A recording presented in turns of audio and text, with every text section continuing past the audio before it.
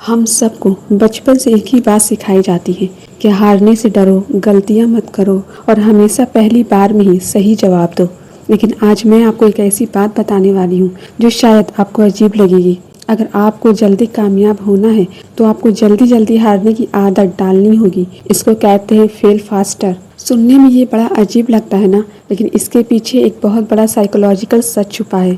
कामयाबी का रास्ता इस बात से तय नहीं होता कि आप कितनी बार जीतते हैं, बल्कि इस बात से तय होता है कि आप कितनी जल्दी अपनी हार से सीखकर खड़े हो जाते हैं। जो इंसान हारने के डर से पहला कदम ही नहीं उठाता वो कभी आगे नहीं बढ़ पाता, और जो इंसान जल्दी जल्दी गलतियां करता है वो उन गलतियों को जल्दी सुधार कर बाकी सबसे आगे निकल जाता है।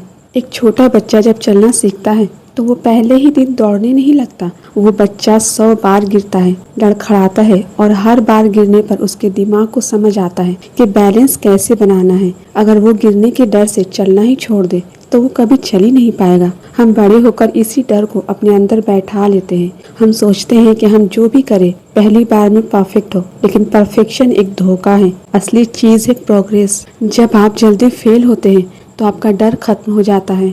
आपको समझ आता है कि हार कोई मौत नहीं है, ये सिर्फ एक फीडबैक है। ये आपको बताती है कि जो रास्ता आपने चुना था वो सही नहीं था, अब दूसरा रास्ता ट्राई करो। सिलिकॉन वैली के बड़े बड़े स्टार्टअप्स इसी रूल पर काम करते हैं। उनका कहना होता है जल्दी फेल हो ताकि सही रास्ता जल्दी मिले। अगर आप एक ही चीज को पकड़ कर बैठे रहेंगे और 2 साल बाद फेल होंगे तो आपका वक्त और एनर्जी दोनों बर्बाद हो जाएंगे।